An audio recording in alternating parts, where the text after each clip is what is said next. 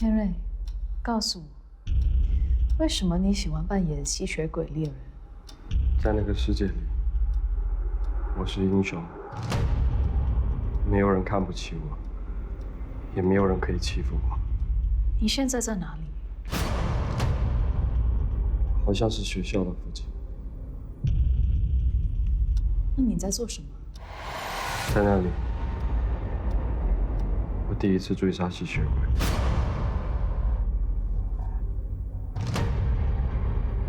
天瑞，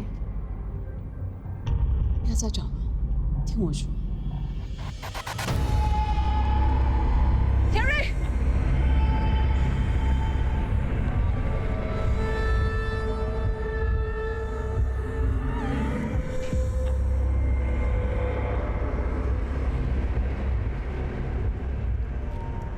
天瑞，你想猎杀那些女生，表示你是要侵犯她们。你把自己幻想成正义使者，只不过是为了美化自己的邪念。我没有，我是吸血鬼猎人，我要杀光所有的吸血鬼，我是在替天行道。别找借口了，只有面对它，才能克服它。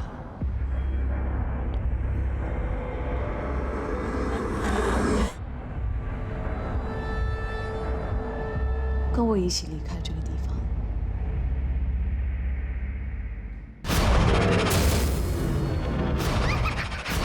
原来你也是吸血鬼！我杀了你们这些邪恶的吸血鬼！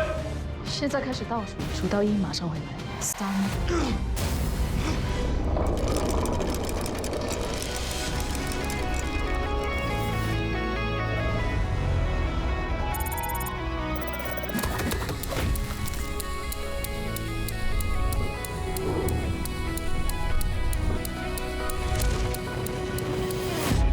上一秒，心跳已无法前进，有一些挣扎，怎么都还要继续。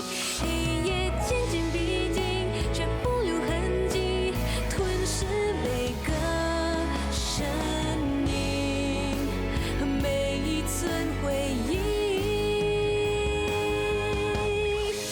当黑夜找到了迷失的心灵，也许爱，也许恨，刺破了彼此生命。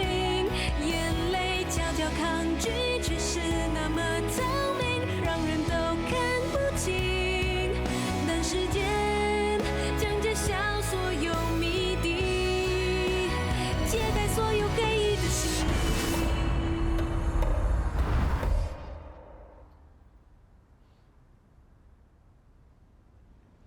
你来这里做什么？精神有问题啊！我是来问关于郑天瑞的事情。一样啊！是吸血鬼，我要杀了你！冷静一点，我是求医生啊。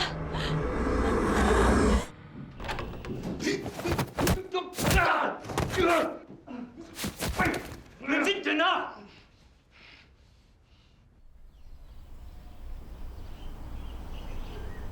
静璇，嘿，嗨！什么时候来了？为什么刚才没有看到你？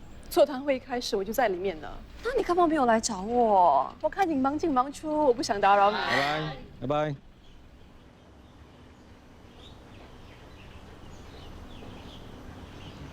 我跟你介绍，这个是我在大学参加社团认识的朋友张静璇，我哥弟生，不用介绍了吧？好久不见。好，你们认识啊？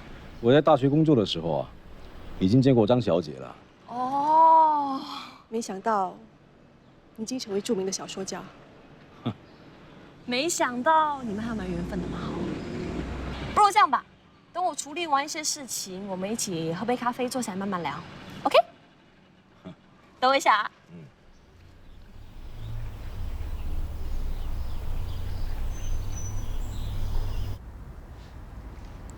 没事吧？没事。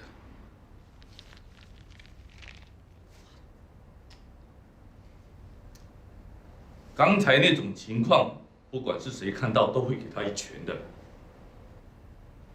你说是不是？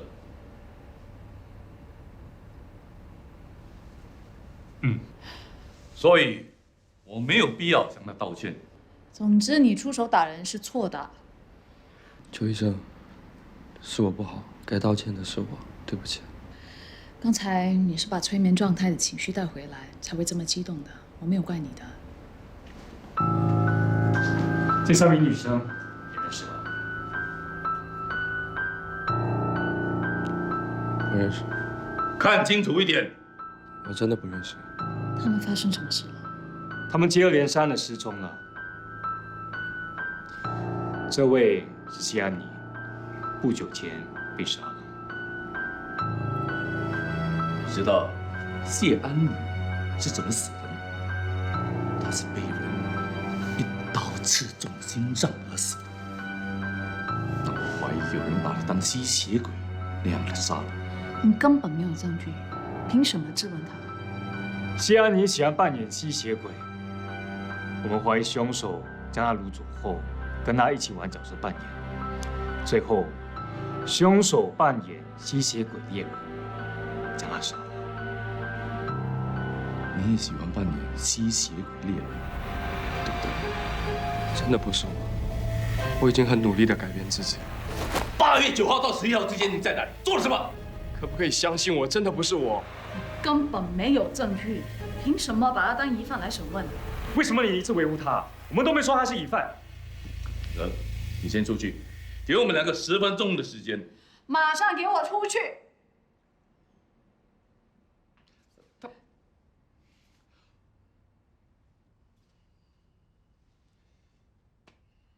不好意思，我们之间的事，我不想知道太多啊。我明白，我们以前的事，越少人知道越好。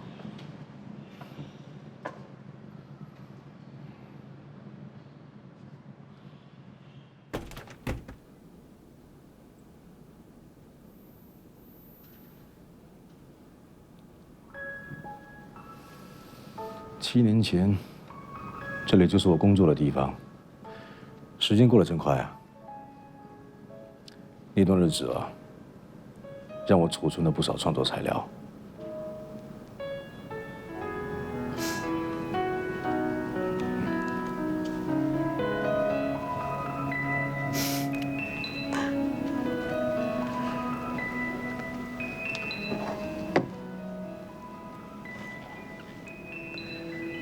这是我们认识的地方，还记得吗？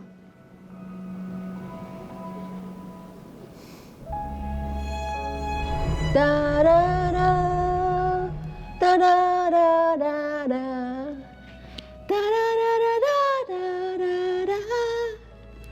哒哒哒哒哒哒。小姐，这里是图书馆，走，这里有没有人？你会因为没有法律就乱杀人吗？啊？啊？哒哒哒哒哒哒哒哒哒。其实那时我真的不知道你在说什么。我在想啊，你当时看着我的眼神，好像在告诉我，你这人有问题嘛。我真的很庆幸能够遇到你。要不是你救了我，恐怕我现在还在堕落下去。或许我早就不在这个世上了。遇到你，是我人生的转捩点。都去我的家了，遇到过亲人的，谢谢开心哦。喂，放开他。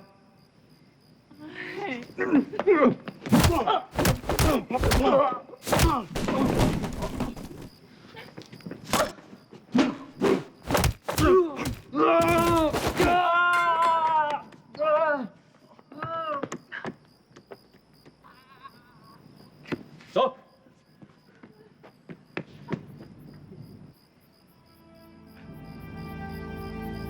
季群，你嗑药了？是不是嗑药了？哎，走开！你醒一醒啊！你为什么跟他们在一起呢？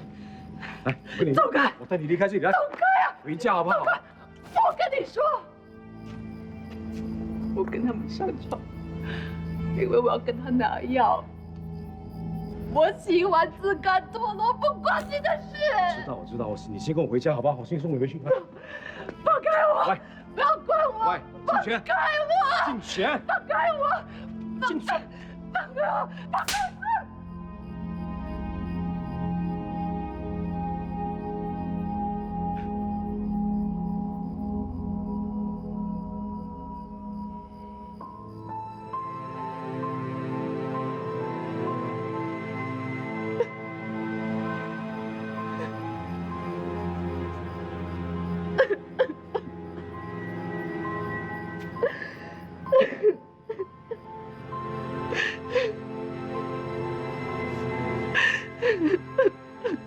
哭出来吧，会比较舒服。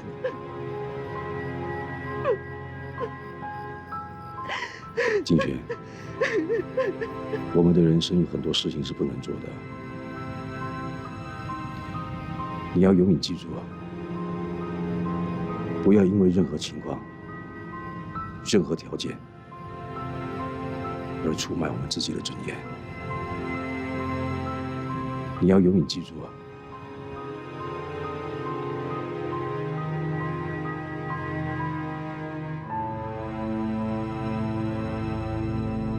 那时我终于明白你的意思。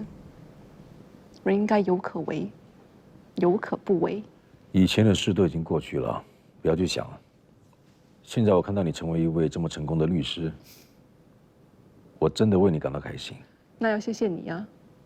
要不是你，我也不可能有今天。是你给了我一个新生命。要做出那些改变真的很不容易，而你，就是我的推动力。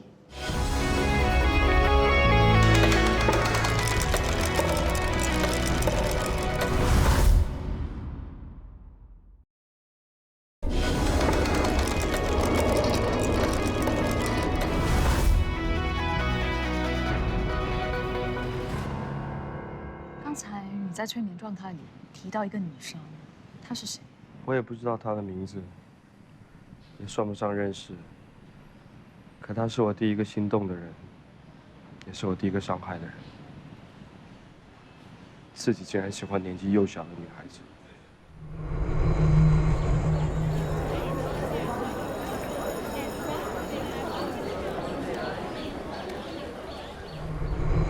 她应该是你的症结，也就是欲念的源头。下次你回来，我们一起找出这个根源，好好的处理它，好吗？我会准时回来的。刚才我叔叔和那位警官是在试探你，并不是真的怀疑你是凶手，所以你放心吧。邱医生，我真的没有侵犯那些女生，我也没有杀人。我相信你。从来没有人像你一样，不嫌弃我，相信我。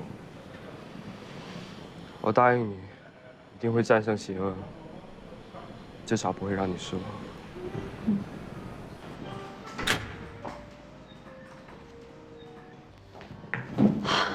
你们还在这里，那我不够吗？你可不可以告诉我曾天瑞的心理情况？你没有正式公文，我没有办法跟你说出关于病人的事。反正他跟这个案件无关。你都还没了解这个案件，你怎么肯定他不是疑犯？总之我很清楚，他一定跟案件无关。你为什么这么肯定啊？你们慢慢猜吧。哎，哥，我劝你，暂时不要给他做治疗。叔叔，你又来了，我不会有事的 ，OK？ 他刚才发疯攻击你，那是一场意外，不会再发生了。他这种无耻变态的人才根本不应该被放出来的。就是因为这种肤浅的偏见，导致很多真心想悔改的人没有办法振作起来。你的天生病又发作了，为什么每次都要维护那些犯人呢？我跟你说，如果他去伤害那些无辜女生，这就是你责任了。你已经打败蟑螂了。喂，什么蟑螂啊？我还是觉得那个郑天瑞很可疑。可疑是可疑，但是没有证据。我会继续调查他的，我就不相信我找不出证据。老实说，第一次看到你，我很不喜欢你。老实说，我也是。不过现在我相信卡顿所说的话，你以前肯定是一个热血正义的警察。看到你，就好像看到当年的我，办案的时候非常的拼命，目标只有一个，往前冲。不过有时候查案的时候是有点六亲不认的。这样才好，公事公办。我就是因为看到你敢顶撞雪清，才这么欣赏你。哈，这样也值得让你欣赏啊。你是不是喜欢雪清？啊？你能在自己喜欢人的面前，不会因为要讨好他而妥协，反而坚持自己的立场，这就是男子汉气概。我只是有话直说。哎，等一下，不要说我没有给你 tips。以后你见雪清的时候，最好身上不要穿有任何灰色的颜色。我是他叔叔不一样。其实为什么雪清这么讨厌灰色？最好是让他自己跟你讲。不过，如果他肯自己跟你讲，那就是表示你很有机会，懂吗？不过我们两个性格就好像火星撞地球，很难的。不要婆妈，放胆去追，因为有我给你做后盾。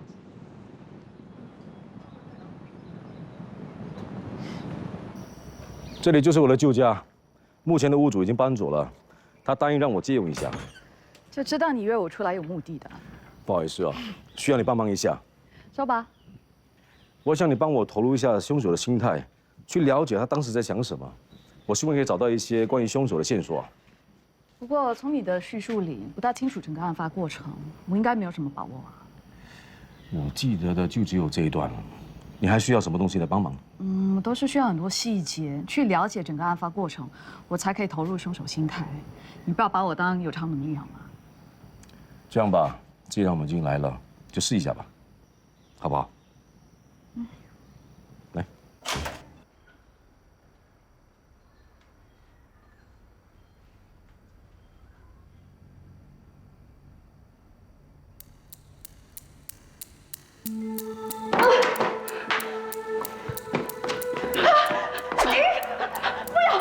不要杀我！不要，求求你！你要什么我都给你，我不会说出去的。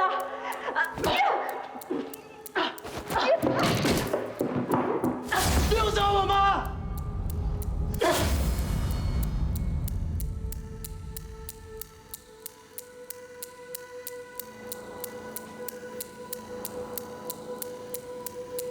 你感受到了什么？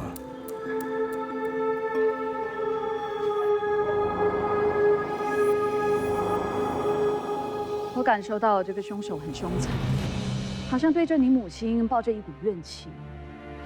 如果是一般的破门行窃，他根本没有必要这么残忍地杀死你母亲。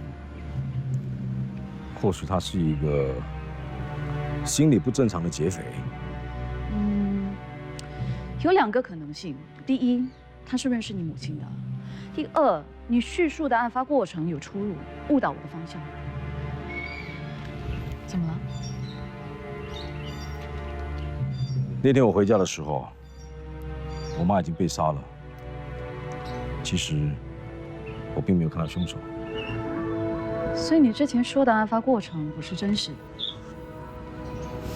从那天起呢，我不由自主一直在想，我妈是怎么被杀的，这凶手是怎么样的一个人，一点一滴的就这样拼凑这个案发过程。你幻想出来的画面日渐成型，到了现在已经真假难分了，对吗？你痛恨那个凶手，想要对他报复，不过基本上这个凶手是你制造出来的，或许案发过程并不是你想象的那样。不管什么情况，我肯定这个凶手没有必要杀害我母亲。我不可能放过这么残忍的罪犯，他必须付出代价。你有没有想过，他也是你心中的恶魔？上次你情绪失控，是因为仇恨心的驱使，导致你狂暴的另一面。我对这个凶手的确抱着仇恨，只要一天找不到他，我就放不开这件事。从一个疑问开始，就如雪球一样，越滚越大，越想知道真相，越往坏的方面去想。就像进入灰沉沉的世界，不黑不白，不清不楚。我讨厌那种感觉。不好意思，我是不是把负面的情绪传染给你，搞坏你的心情了？没关系，习惯了。其实你每次这样投入凶手的心情，你真的不怕会有坏的影响吗？我是黑暗的绝缘体，不影响我的。你触摸黑暗的时候，黑暗也在触摸你。小看他的话，迟早被他吞了。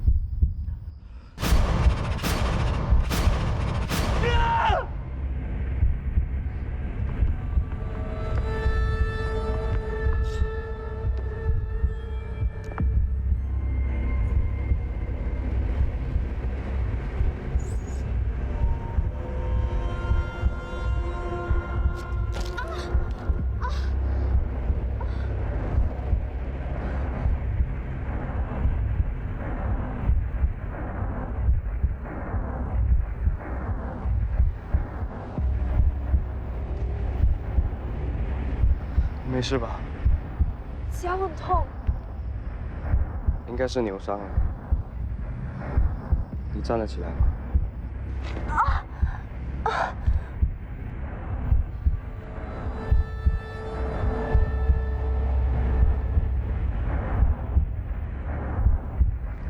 我帮你看一下。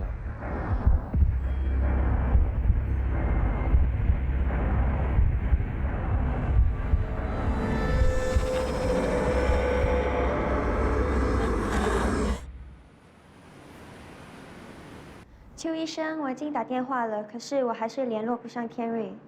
哦，谢谢你。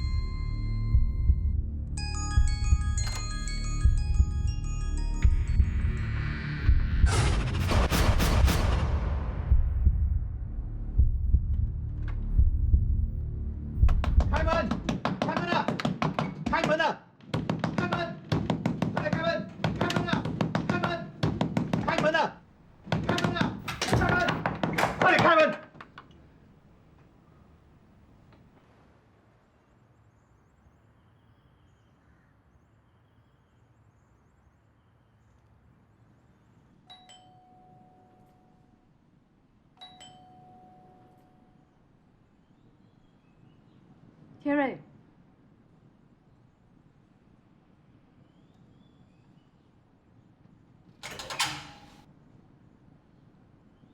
天瑞，先生，先生，你没事吧？先生，天瑞呢？他的味道。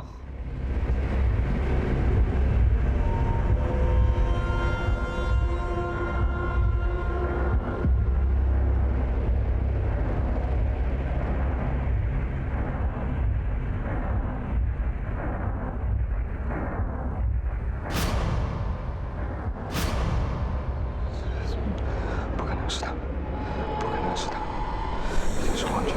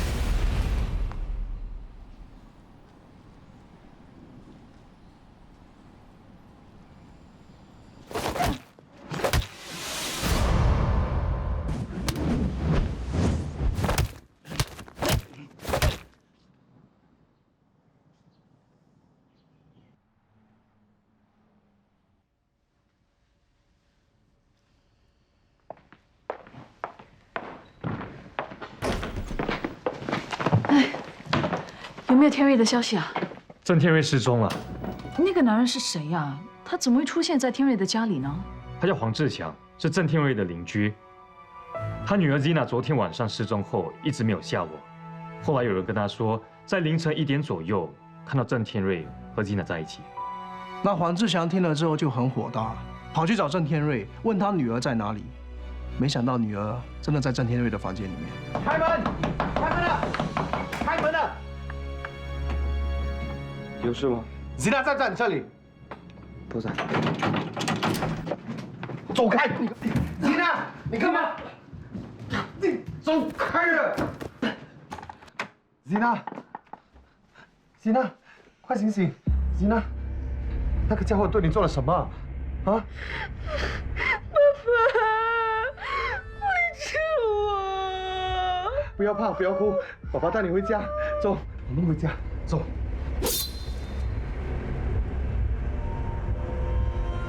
你在干什么？给我！给我！给我！给我！给我！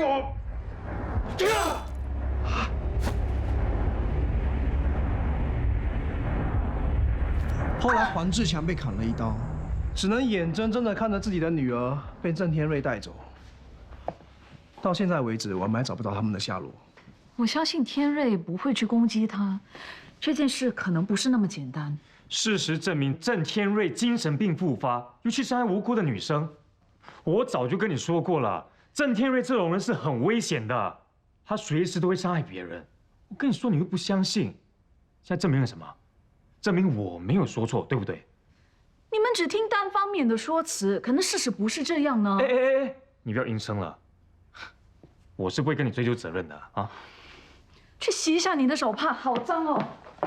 喂，你去哪里啊？去找他们。我们都找不到，他找得到。郑天瑞可能会主动找他，你去追踪郑天瑞和吉娜的消息。哦，哎，那你去哪里啊？找白雪公主啊？哇，很脏哎！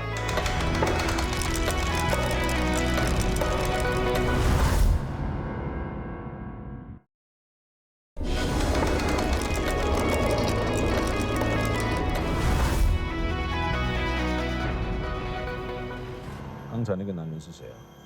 他叫郑天瑞。为什么你要对付他？我要他得到他应有的惩罚。你是不是一直在暗中制裁罪犯啊？我没有啊。你故意抄袭我的小说情节来干案，到底有什么目的？我不知道你在说什么。真的不是你？真的不是我。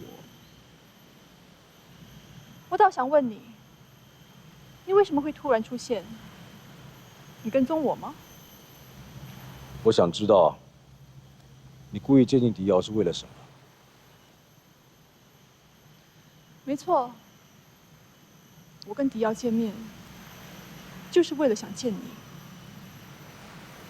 不过我只想知道，你现在过得怎么样？没想到，你那么不信任我。以前的事都已经过去了那么久，你还不能放下吗？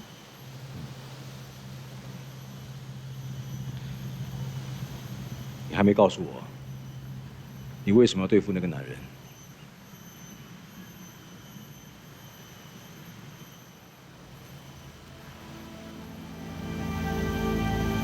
我本来打算把这件事一辈子埋葬起来，可是没想到，却偏偏让我碰上他。郑天瑞是个变态的凶手，他不应该活在这个世界上。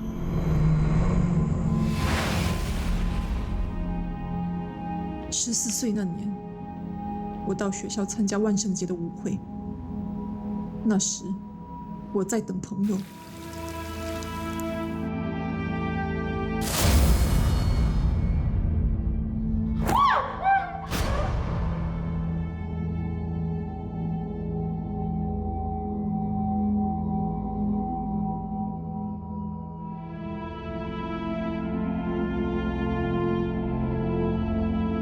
当我醒来后，发现自己被关在一个地方，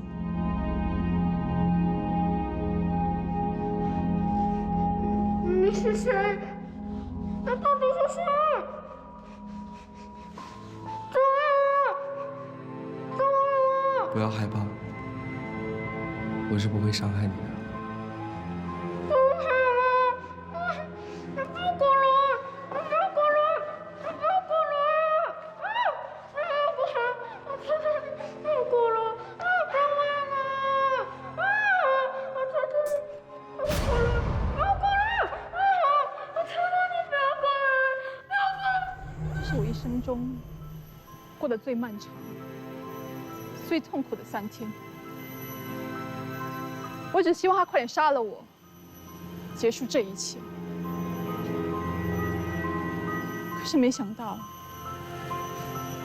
他竟然向我认错，说他非常喜欢我，希望我接受他，成为我的男朋友。我没有答应他，我宁可死，都不要再见到他。之后，他就放了我。那为什么当初警方没有抓到他呢？我把整件事告诉我父母，可是他们坚持不要报警。他们是非常有名望的人，所以宁可牺牲我，都不要公开这件丑事。所以根本没有人知道，我才是郑天瑞的第1名受害者。这件事改变了我的人生，我变得越来越叛逆，自暴自弃。父母拿我没有办法，最后也放弃了我。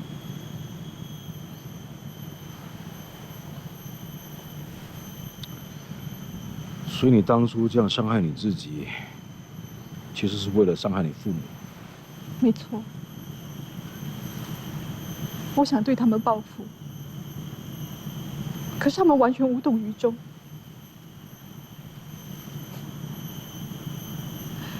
有时候想起来真的是很好笑。一直以来，都是我一个人在演独角戏，连个观众都没有。就算是这样，你也不应该对付郑天瑞啊。你已经知道了真相，你还觉得是我做错了吗？没错，郑天瑞的确是应该受到惩罚，但是不是用你的方式来教训他，你知道吗？他之后杀了1名女生，被判入狱9年，出来之后还继续伤害无辜的少女。最近有1名女生被刺中心脏死去，她生前还受到性虐待，我相信就是他做的。确定吗？我知道是他。有些人永远都不会变的，就算给他再多的机会，他还是会重复自己的错误。我以前教过你啊，执行正义的规条是什么？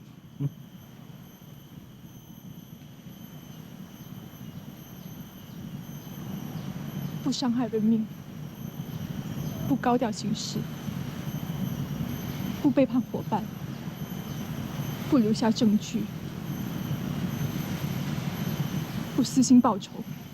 最重要的是，必须证据确凿，才能对目标下手。你这次的行动犯了多少规条？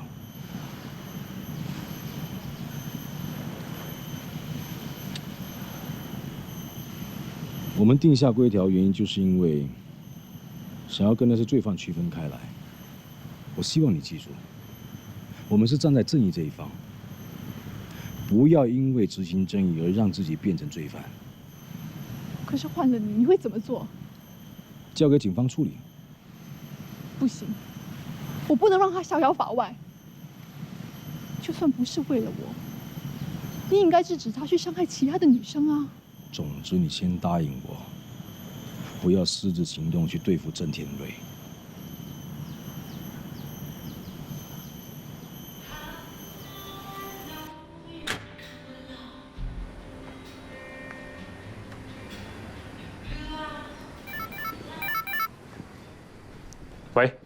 有没有消息 ？OK。我们找了这么多地方都找不到他，我看他是躲起来了。我担心他不是躲起来，是发生意外啊。喂，你到这个时候，你还觉得他是无辜的？啊，我没有力气跟你争辩了 ，OK？ 喂，邱医生，千瑞，邱医生，你知道吗？我真的很努力了，我真的很努力了。可是我快要被我自己心里的信念打败了。好，天瑞，你先冷静，告诉我你在哪里，我去找你好吗？给的。邱医生，我只想跟你道歉。现在就只有你还肯相信我，可是我会让你失望的。天瑞，你做得到的，别忘记我们是战友，我们要并肩作战的。你告诉我你在哪里，我去找你。邱医生，对不起，对不起。天瑞。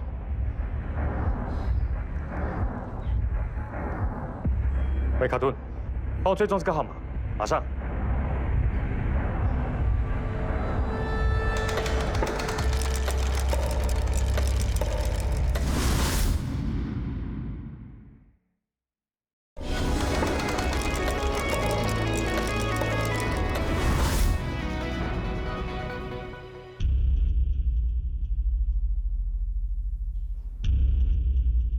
天瑞，天瑞。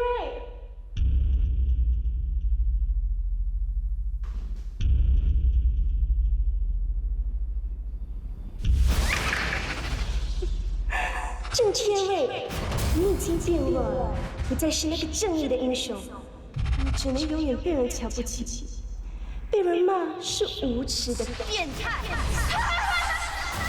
我不是变态，我是英雄，我是吸血鬼猎人，我的使命就是替天行道，杀死你们这些吸血鬼。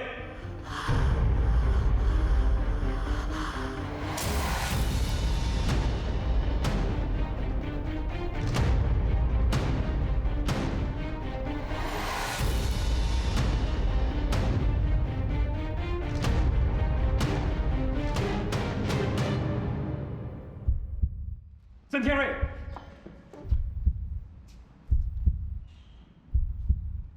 天瑞，是邱医生啊，我在这里。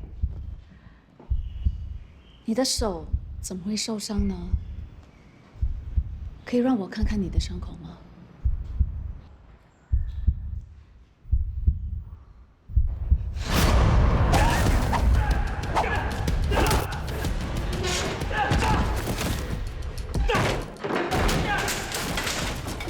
在这里等我。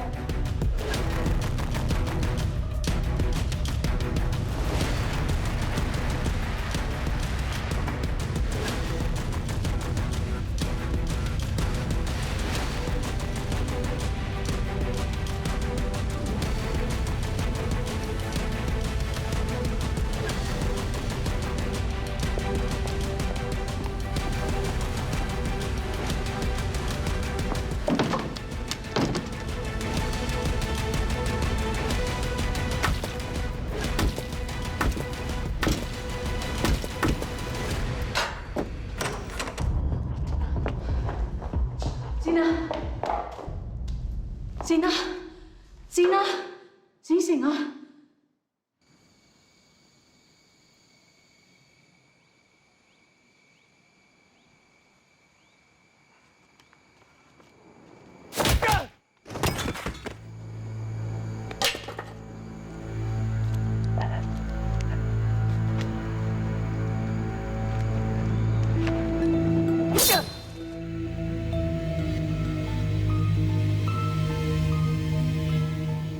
你是谁？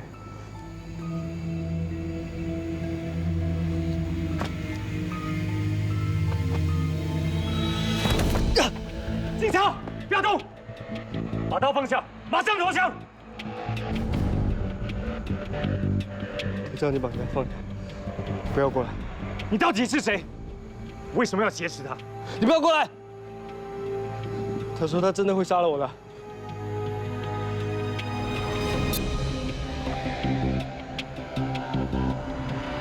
他叫你退后。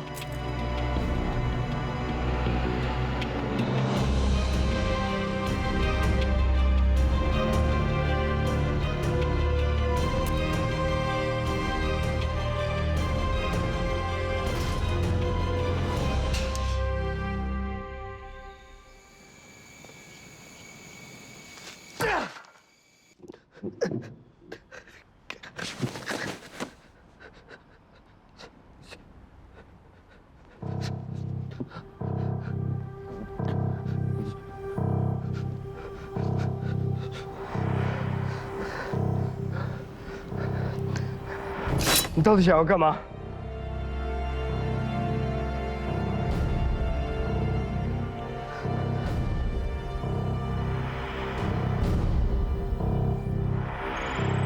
？14年前，你抓走了这个女生，3天时间里不断的折磨她，给她造成了很大的伤害，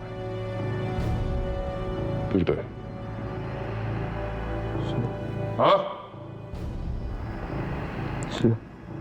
他差点因为这件事情而毁了他自己。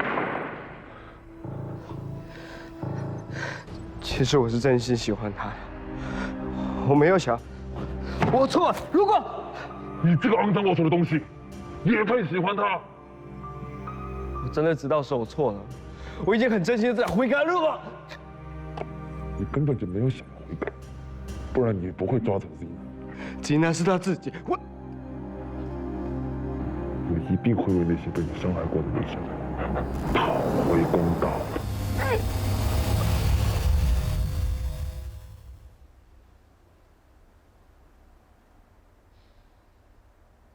我一直不相信有这个人的存在，终于被我亲眼看见了。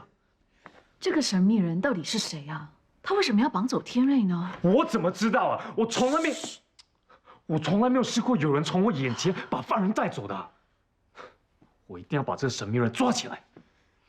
那你就快点想办法查出天瑞的下落啊！老特，什么？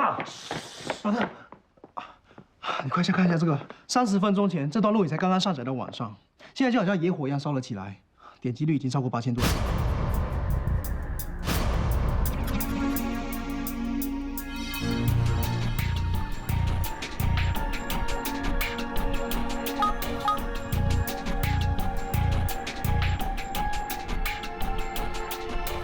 你有看网络视频吗？看到了。